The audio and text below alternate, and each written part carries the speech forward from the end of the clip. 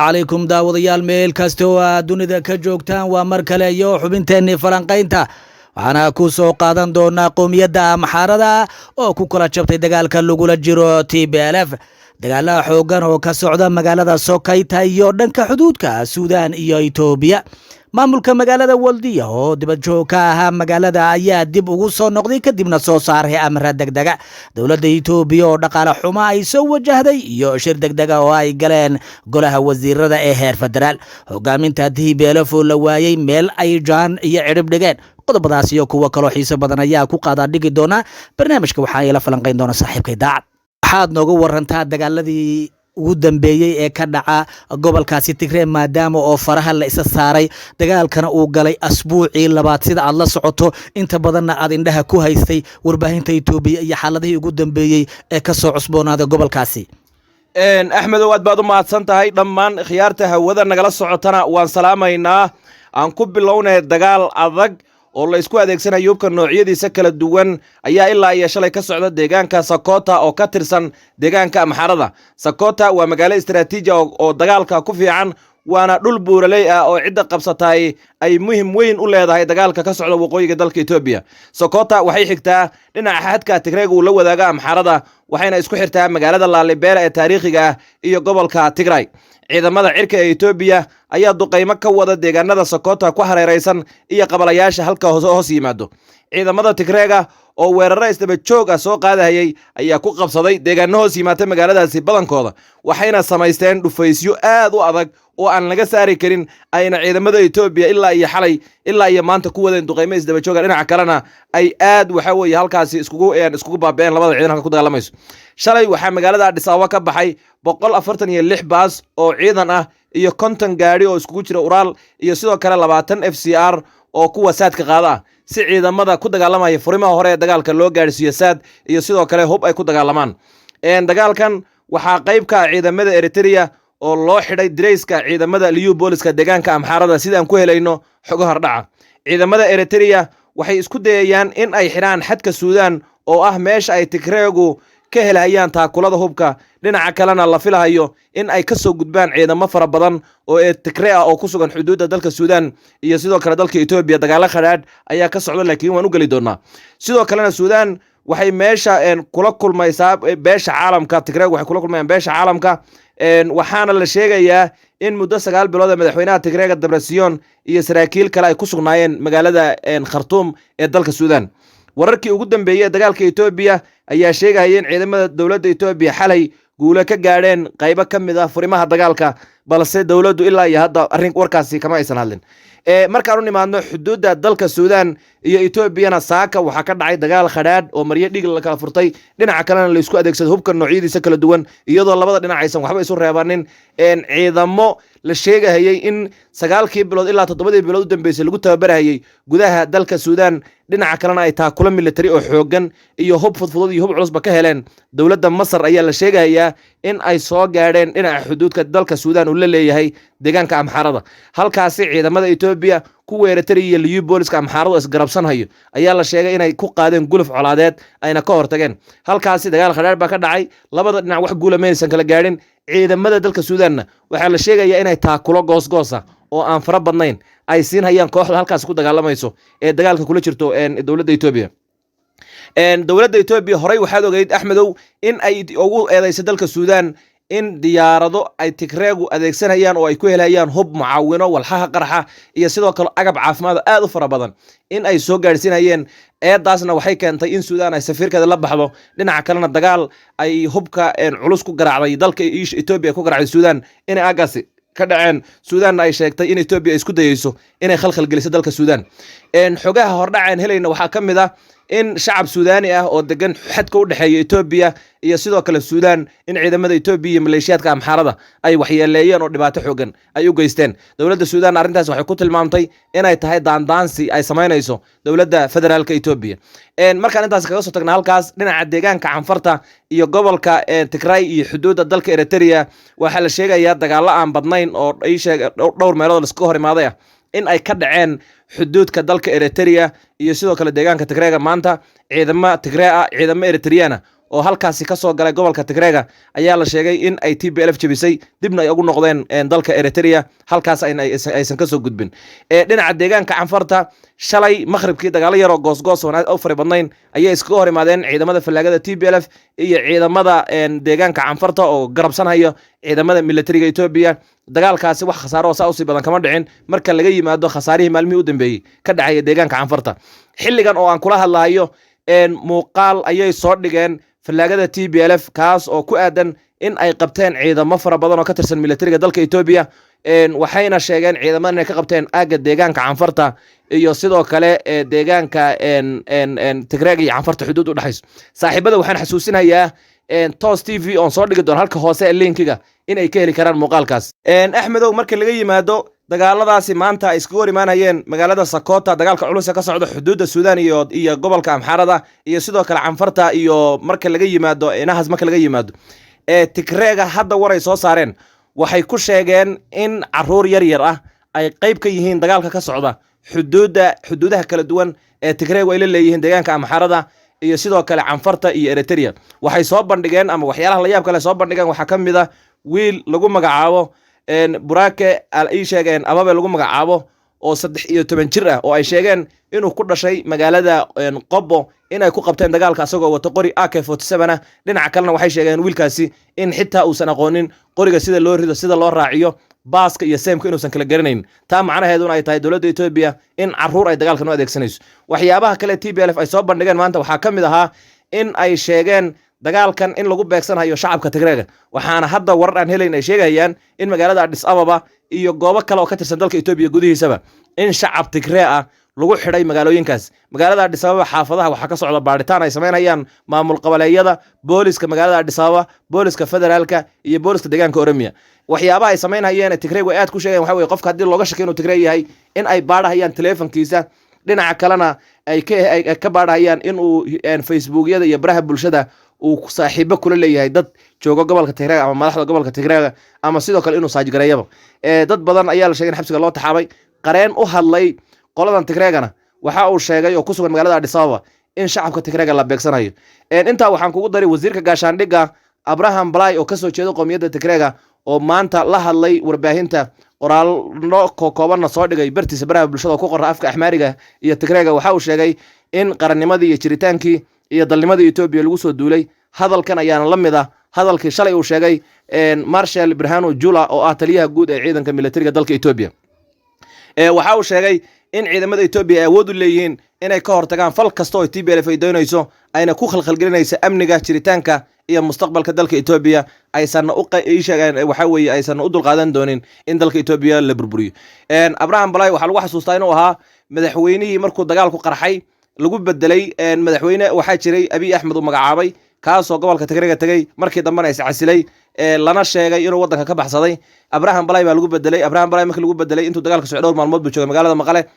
Maqale markuu joogay Tigreega ay soo galeen dib ay u qabsadeen uu soo cararay intaas wixii ka dambeeyay marna wuxuu wasiirka tiknoolajiyada haddana waa wasiirka gaashaandhigga dalka Ethiopia waxyaabaha lagu xasuustaa ninkan dhalinyarada ah waxa kamid ah in TPLF xilliga dalka xukumaysay oo fikirkeedii afkaarteeda si weyn uga soo horjeeday hadda oo TPLF ay tahay jamhad dagaalamaysa oo ku gabanaysa buurahana in uu wali ka soo horjeedo dawladda Ethiopia uu yahay wasiirka gaashaandhigga xilli shacabka Tigreega caruur ciroole iyo caananugba hubka ay qaadeen dhinaca kalena ay ku jiraan furimaha kala duwan ee dagaalka si ay u dumiyaan taliska Addis Ababa ayna qayb uga qaataan sidii shacabka Tigreega loo badbaadin lahaa xilli la sheegay in Tigreega kufsi barakac bahdilaad loo geeyst inkastoo iyagaba xilliga Ethiopia xukumayay dhibaatooyinkaas oo kale ay shacabka Ethiopian ku geysteen dhinaca kale wasiirka warfaafinta iyo sidoo kale taliyaha guud ee ciidamada taliyaha booliska oo warar ayaguna kala duwan baraha bulshada aan ka soo xiganay waxay sheegayaan in ay jiraan shakhsiyaad isku dayahayo in ay khalkhalgeliyaan gacan bir ana ay ku qaban doonaan guud ahaan Ethiopia waxa lagu soo rogay xaalada qof kasta oo isticmaala baraha bulshada in gacanta lagu dhigo dhinaca kalena xabsiga loo taxaabo haddii uu faafiyo war la xidhiidho arrimaha TPLF inta waxaan ku daraynaa oo dhageystayaashu sheegaynaa magaalada Alamata shalay maqribkii waxa la sheegay xilli saraakiisha ugu sarsareysa TPLF shir ay ku jireen in halkaas duqeymo la beegsaday duqeymihii halka ka dhacayna in ay ku dhinteen xubno ka tirsan saraakiisha iyo madaxda ugu sareysa TPLF war kama soo bixin Ethiopia waxa ma sheeganin annaguna ilaa hadda ma xaqiijin karno warka la xidhiidha in magaalada ay sheegaan Alamata ay ka dhaceen duqeymo dhinaca kalena ay ku dhinteen saraakiil ka tirsan hogaaminta TPLF daacdow waxaa kaloo aan ku daraynaa in wasiirka arrimaha dibadda ee Ethiopia ahna ra'iisul wasaare ku-xigeenka inuu laftigiisu uu ka hadlay saxaafadda oo uu sheegay in kooxda TPLF ay adeegsanayaan ciyaalka taasina ay ku tahay maxaan ku dhahay qaranjab ay ku tahay guud ahaanba Ethiopia sharciga adduunweynahana ay jabiyeen sharciga Ethiopiana ay jabiyeen hogaaminta TPLFna ay u adeegsan doonaan mustaqbalka in ay sharciga horgeeyaan arrinta kale ee xiisaha leh waxa weeyaan in dagaalkan uu yeeshay wajiyo fara badan oo sida tusaale ahaan nimankii la oran jiray jabhadii la oran jiray Faana ay ma garanaysaa laga soo daadgureeyo guud ahaanba gobolka Amxaarada iyo gobolka Ethiopia wixii ka joogay oo ay adeegsanayaan ama ay qafaalanayaan baabuurta dadka shacabka kadibna la geynayo furimaha hore marka dagaalkan kulli waa dagaal kharaad waa dagaal gacmaha la sula tagay mana aha dagaal sahlan daacdow laakiin su'aasha aan rabay inaan ku weydiiyo waxa weeyaan hogaamintii TPLF ee lala yahay intooda badan waxa la duqiyo mooyaane wixii kale xagee ku sugan yihiin aad baad u mahadsan tahay Axmedow hogaaminta TPLF maalmihii u dambeeyay waxay ku sugnaayeen magaalada Maqale ee caasimadda gobolka Tigreega waxayna soo bandhigayeen hadba dagaalku meesha uu marayo qaabka ay u arkaan iyo sidoo kale xaaladda ka soo cusboonaatay gobolka Tigreega waxay sheegayeen in ay tagayaan furimaha dagaalka sidoo kalena ay ka qayb qaadan doonaan sidii loo jabin lahaa ciidamada Ethiopia ee ra'iisul wasaare Abiy Ahmed waxayna waxa way inta badan baraha bulshada ku faafinayeen ilaa iyo hadda labadii bari ama saddexdii bari ugu dambeysay Axmedow marka laga yimaado in Getachew Reda uu qoraal bartiisa Twitter-ka soo dhigay maalintii uu qarxay dagaalka u dhaxeeyo ciidamada Eritrea iyo Tigreega ee ka dhacay magaalada Adebayo oo uu sheegay in halkaasi ay guluf colaadeed ka wadaan falagada ciidamada Eritrea wixii ka dambeeyay madaxdii TPLF jaan iyo cirib meel ay dhigeen lama hayo war iyo wacaal ilaa iyo hadda lagama hayo saraakiil cusub baa ka hadlaysa warbaahintooda dhinaca kalena soo bandhigayso xaaladda dagaalka iyo waxyaalaha ka soo cusboonaanay war saxaafadeedii ayay soo saarayaan oo ay ku soo gudbinayaan TV-gooda iyo sidoo kale baraha bulshada ay ku leeyihiin waxa weeye warbaahinta Tigreega laakiin ma jirto madaxdii la yaqaanay sida Debretsion Gebremichael madaxweynaha gobolka Tigreega Getachew Reda afhayeenka ahna la taliyaha madaxweynaha Saadiq Khan oo ah waxa weeye taliskii guud ee ciidanka Majus oo ah waxa weeye ninka hadda hogaaminaya ciidamada ugu fara badan iyo saraakiil fara badan oo ka tirsan Tigreega ilaa ay hadda lama hayo saddexdii bari ugu dambeysayba meel ay ku hadleen iyo xaaladda dalka ay sheegay xaaladda guud ee colaadeeda ka socoto waxay ku soo bandhigeen taa bedelkeeda intaadan taadi su'aashaadii weydiinin Amxaarada xalay baraha bulshada waxay aad ugu soo qorayeen in magaalada Almaata duqeymihii ka dhacay lagu laayay saraakiil ka tirsan Tigreega dhinaca kale duqeymo yar yar oo kooban oo ka dhacay magaalooyinka Maqale iyo sidoo kale magaalada Shareero in ayagana lagu laayay saraakiil ka tirsan Tigreega arrimahaas marka la isku duubo maqnaanshaha madaxda isha TPLF annaguna xog ma hayno ilaa iyo haddana baraha bulshada kama soo muuqan laakiin maqnaanshahooda baan xaqiijin karaa daacadu aad baad u mahadsan tahay su'aashii aan rabay inaan ku weydiiyo waad ka jawaabtay laakiin waxa arrinta dadka isweydiinaya waxa weeye ciidamadii Eritrea ee soo galay gobolka ama galbeedka gobolka Tigray ee shalay iyo darra dagaaladii ugu dambeeyay ee ugu cuslaa galayay ee qaar loo xiray maxaan ku dhahayay dareeskii dawladda Ethiopia ama dareeskii dawlad deegaanada sida Amxaarada oo kale ma sidii bay u howlgalayaan mise waxaad moodaa inay gadaal u yara noqdeen dagaalka dhankiisa hadda aad moodaa inuu wajahan yahay Axmedow aad baad u mahadsan tahay dagaalka dhinaca uu wajahan yahay baan ku horeynay dagaalka wuxuu ku wajahan yahay gobolada Walqayd Raaya iyo sidoo kale gobolka Waqooyi oo ah goobaha TPLF dawladda Ethiopia qowmiyadan Ago qowmiyada qimaadka deegaanka Amxaarada waxa weeye Suudaan Eritrea intaas oo la isku daray meesha isku hayaan colaadda Ethiopia barta ay ka dagilaadahay ama dabka dhuxulaha meesha ay ka horhayaan dagaalkaasi ilaa uu dhamaado oo Tigray ay gacanta ku dhigaan goboladan Walqayd Raaya iyo Waqooyi ma istaagi doono rajana lagama qabo in xal laga gaadho dalka Ethiopia dagaalka socdo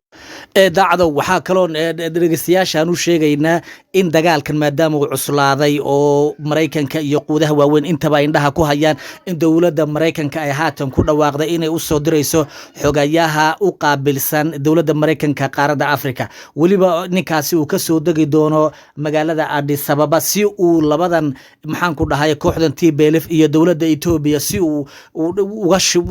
dhexdooda uga bilaabo wax la yidhaahdo wada hadal marka arrintan waxaad moodaa dowladda Mareykanku inay xoogga saarayso inkastoo dadka siyaasadda falanqeeyana ay ku tilmaamayaan arrintan marka ay qoladan TPLF aad moodaa in laga awood batay ama la riixayo ayay soo dhaxgalaan si ay magaranaysaa qoladaasi ay badbaado ugu noqdaan oo at least markay ugu yartahay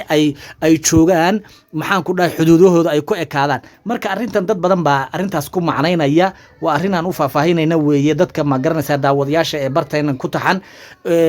haddii aan kuu soo noqdo dagaalada dhanka canfarta waxaad moodaa daacadow inaysan si aad u soconin waayada dambe oo sidii waagii hore dagaalkan ay aad ugu galayeen meesha la yidhahdo wadadan istiraatiijiga ee halbowlaha dhaqaalaha Itoobiya u ah ay awal hore awoodda u saarayeen inayna maanta istiraatiijiyadooda ayna ku jirin marka maxaa iska bedelay arrintaasi oo aysan awoodda u saaraynin doorkan axmedow aad baad u mahadsan tahay inta aanan u gelin deegaanka canfarta iyo waxa iska bedelay waxaan rabaa dhagaystayaasha inaan si degdeg ugu sheego war hadda dhinaca TPLF aan ka helahayo oon ka akhrinayo taleefankayga wuxuu sheegayaa in saacadaha soo socdo TPLF ay ku dhawaaqi doonto gacan ku haynta iyo la wareegga magaalada Humera arrintaas inagu ma xaqiijin karno laakiin hadda soo dhacay warkaas markaan u soo noqono deegaanka canfarta Tigreeg waxay doonayeen inay la wareegaan jidka isku xidha dalka Djibouti iyo sidoo kale magaalada Addis Ababa caasimadda dalka Itoobiya halka waxaa maro wadada tareenka waxaana maro waana halbowlaha ama hal cunka Itoobiya ay wax ka dhadhamisaa la oran karaa Tigreeg waxaad moodaa halkaasi in ay doonayeen inay qabsadaan laakiin aysan ku guuldareysanin inay ku guuldareysteen dhinaca kale aysan ku guuleysan dagaalkaasi sidoo kale dowladda Itoobiya waxaad moodaa in waqti dhaqaale iyo hantiba ay ku bixinayso sidii ay uga hortagi lahayd in magaaladaasi aysan gelin gacanta falaagada Tigreega haddii deegaanadaas iyo sidoo kale wadada jidka xadiidka ah hadduu galo gacanta Tigreegana waxay sabab u noqon kartaa in gacanta TPLF magaalada Addis Ababa in ay qabsashadeeda ay u fududaato dhinaca kalena jabiska dowladda Itoobiya uu noqdo waxa weeye mid iska fududaado waxaan kaloo intaa kugu dari in waxa weeye xaalkaasi ay ku wajahayaan xaalad culus intaa marka laga soo tago deegaanka canfarta deegaana ka tirsan iyo weli Tigreeg gacanta ku haystaan xagga guushana iyaga wato laakiin Tigreegu maanta waxay awoodda saarayaan ama dagaalkooda ugu badan oo ku wajahan yahay waxa weeye goboladan Walqayd Raaya iyo Waqooyi iyo sidii Tigreegu ay u heli lahaayeen ciidamadooda ku sugan dalka Suudaan halkaan ay uga soo gali lahaayeen dhaqaale iyo hanti iyo sidoo kale xiriir caalamka la sameeyaan oo uga horeeyo inay xuduudda Suudaan jabiyaan Tigreegu ma jiro marka hadda dagaalku way joojiyeen dagaalka wallo magaalada Waldiya maanta dib uga baxeen goobiye ku noqdeen oo 19 kilomitir jirto dhinaca canfarta way joojiyeen iska horreemadii yarmal laga soo tago laakiin hadda dagaalka ugu culus oo haddadan aan kula hadlayo uu soo baxay in magaalada Humera ay la wareegeen ama ay shaacin doonaan saacadaha soo socda inay magaaladaasi gacanta ku dhigaan waxa weeye ayagu rabitaankooda waa inay dhulkaasi qabsadaan dhinaca kalena ay dagaal adag ku qaadaan sidoo kalena ay la wareegaan marka xaggan dagaalku ka istaaga dagaalku wuxuu wareegay halkaas iyo Walqayd iyo Humera iyo Raaya waxaan xasuusinaynaa daawadayaashu in magaaladan ay tahay magaalo istiraatiiji ah oo dadka Itoobiyaanka qaarkood ba hadda waxay ku tilmaamayaan dekada qalalan oo haddii nimankan TPLF ay meesha daacadow ay gacanta ku dhigaan inay heleen dekada qalalan oo sida aad sheegtayba ay Suudaan iyo caalamkaba ay kala xidhiidhayaan isku soo wada duuduub dagaalkan ka socda Walqaydta Humera iyo deegaanadaasi la isku hayo waa dagaalka waxa la leeyahay go'aamin doona dagaalada ka socda waqooyiga Itoobiya inkastoo la sheegayo ra'iisul wasaare Abiy Ahmed in uu maanta iyo ilaa shalay uusan aad u soo muuqanin oo uu ku jiro ma garanaysaa sidii uu khudda cusub ama ma garanaysaa istiraatiijiyad cusub maadaama dagaaladu ay si kululaanayaan inuu ma garanaysaa la yimaado inkastoo ciidamada cirka ay sheegayaan inayna adeegsanin boqolkiiba ay adeegsadeen tusaale ahaan 20%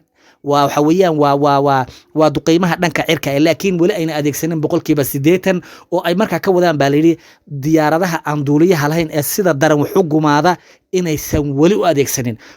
marka la isku soo xoomiyo arintani waxaad moodaa dadka qaar baa ku tilmaamaya daacadu dagaalka Ukraine ba inuu kan ka daran yahay oo ka maarday ka balaayaysan yahay marka halkan waxaan daawadayaasha aan ugu sheegaynaa in saacad hadduu rabbi idmo inaan kabtan ay hadduu rabbi idma ay naga dhegaysanayaan inaan warka sugan aanu soo turjunnay oo aanu xaaladihiisa wararka Ethiopia aan kala soconno inaan ku soo gudbin doono sheerta iyo falowda iyo subscribe-tana ay noo saaraan oo nagu dhiirigeliyaan baanu rabbi hadduu ilaahay yiraahdo ka codsanaynaa waa ayna mahadsan yihiin cadow haddii aan dib kugu soo noqdo waxaa jira golaha wasiirada ee Ethiopia heer federaal inay si degdeg ah ay shir isugu yimaadeen dhanka kale waxaa la sheegayaa khilaafyo soo kala dhexgalay amxaarada iyo faana iyo qolyahaasi isku raranta bal arrintaasi dib ugu noqo waxyaabihii ugu dambeeyana si axmed aad baad u mahadsan tahay maanta golaha wasiirada ee jamhuuriyadda federaalka Ethiopia war shir ay ku galeen magaalada Addis Ababa oo uu hogaaminayay ra'iisul wasaaraha Ethiopia Abiy Ahmed ninka hadda la dhacaya dagaalada xoogan ee ay ku hayaan falagada TPLF jamhadda xoreynta Oromia jamhadda Ogow jamhadda Qimaat iyo sidoo kale jamhadda kale oo isbiirbiirsaday dhinaca kalena amxaaradii haddaba ay iskhilaafeen waxaa la sheegayaa in uu kulankan ahaa kulan aan caadi ahayn oo kulankii 13aad lagaga wada hadlay siyaasad qabyo ahayd oo lagu daafurayo waaxda bangiyada maalgashiyada iyo sidoo kale in shay loo ogolaado in Ethiopia ay dhaqaale ka samaystaan ama sidoo kale ay bangiyo ka furtaan arrintaasi waxaa la sheegay in golaha wasiirada Ethiopia ansixiyeen warbixin hordhac oo ka helayna magaalada Addis Ababa waxay sheegayaan in Ethiopia ay soo wajahday dhaqaale xumo aad u xoogan dhinaca kalena Abiy Ahmed uu la dhacayo arrimo ay kamid yihiin maarayn la'aanta siyaasadeed ee ka taagan gudaha dalka Ethiopia intaasi markaan kaga soo tagna xaaladda dalka Ethiopia waxaa la sheegayaa magaalooyinka Shawarobid iyo sidoo kale magaalada Desai Kombolcha magaalada Bahardar Gojam Bahaisha iyo sidoo kale deegaano kale oo ka tirsan deegaanka amxaarada inuu khilaaf xoogan ka dhaxeeyo qoomiyadda amxaarada dhexdooda ay isku khilaafsan yihiin dagaalka u dhaxeeyo falagada TPLF iyo dowladda federaalka Ethiopia wariye horey uga shaqeyn jiray warbaahinta kala duwan ee dalka Ethiopia soo maray telefishinka qaranka dhinaca kalena telefishinka ISAT ka shaqeyn jiray waxa uu sheegay xalay muuqaal cod u soo dubay in dagaalkan hadda lagu jiro TPLF uusan ahayn dagaal qoomiyadeed ee uu yahay dagaal siyaasadeed iyo dagaal kursi dhinaca kalena aysan muhiim ahayn in shacabka amxaaradu ay ku dhintaan si bila macna waxa uu sheegay in loo baahan yahay in TPLF loo fasaxo jidadka Addis Ababa oo ay toos u galaan halkaasi intaasi waxa uu ku daray in amxaaradu inta ka badan aysan u dulqaadan karin gumaadka iyo haneynta iyo bahdilaadda ku haya ra'iisul wasaaraha Ethiopia Abiy Ahmed waxa kale oo sheegay in arrimahaasi ay keeni doonaan cawaaqib xumo ay ka dhaxlaan shacabka Tigreega waxa kale inta kugu dar rabaa Axmedow wariyihii iska lahaa TV-ga la dhaho soos bato silsa ama af Soomaalidan ku turjumo 360 oo amxaaradu ay lahayd in xalay uu sheegay inuu ka badbaaday dil qorshaysnaa oo xukuumadda Abiy Ahmed ay u diyaarisay wariyahan wuxuu ku sugan yahay dalka dibadiisa laakiin waxa uu sheegay in Abiy Ahmed ay ka soo gaarayeen maalmihii u dambeeyay hanjabaada dhinaca kalena uu doonayo in uu dilo marka intaasi aan ka soo tago Axmedow magaalada Shawarobid dagaal ayaa weli ka socdo oo xabado goosgoos ah yaa laga maqlayaa maleeshiyaadka faana iyo Liverpool iska hor imaanayaan maamulka magaalada Desai waxay soo saareen warbixin la xiriidha kadib markay magaaladaas ku noqdeen maalmo ay dibad joog ka ahayeen dhinaca kalena ay magaalada korkeeda ku jamhadeynayeen in ay samayn doonaan waxa weeye kulamo degdeg iyo shirar dhinaca kale ama awaamirta ay soo saareen waxa kamid ah in uusan jiri karin qof shacab oo qori wato sidoo kalena uusan jiri karin qof waxa weeye isha xidhan kara isha blaska militariga Ethiopia uniformkooda ama dreskooda intaasi waxay ku dareen in uusan jiri karin qof waxa weeye xilliga habeenka socon karo waxa kale oo ay soo saareen in baabuurta dadweynaha ee shacabka sida khaaska ay u leeyihiin in xilli kasta loo isticmaali karo arrimaha dagaalka iyo sidoo kale in TPLF laga hortago taas oo u muuqato in go'aanka ay gacantooda ku qaateen dhinaca kalena iyaguba ay waxa weeye arrintaasi ay go'aan ka gaadheen isku soo duuduuba Axmedow xaaladda dalka Ethiopia wixii ka soo kordho iyo hadba meesha la kala marayo waxaan u sheegaynaa wariyaasheena waxaan u sheegaynaa dhageystayaasheena iyo saaxiibadeena la socdo inaan u soo gudbin doono mar kastaba oo ay si joogto ah oo la socon doonaan dagaalka Ethiopia waxaan u cadeyn rabaa dhageystayaasheena inaanan anagu TPLF nala safnayn dowladda federaalka nala safnayn laakiin xaqaa'iqa jira iyo hadba meesha ay meesha wax marayaan inaan u soo gudbino inay tahay muhiimadda iyadu si ay u ogaadaan xogta dagaalka Ethiopia waxa weeye intaasan ku soo gabagabeynaya xaaladda dalka Ethiopia aad iyo aad baad u mahadsan tahay Masar Daacad oo xubinteena falanqaynta maanta ayaa igala qayb qaadanayay intaan dib dambe ugu kulmi doono mid kan mid lamada waxaan kaga tagaynaa sidaa iyo nabadgelyo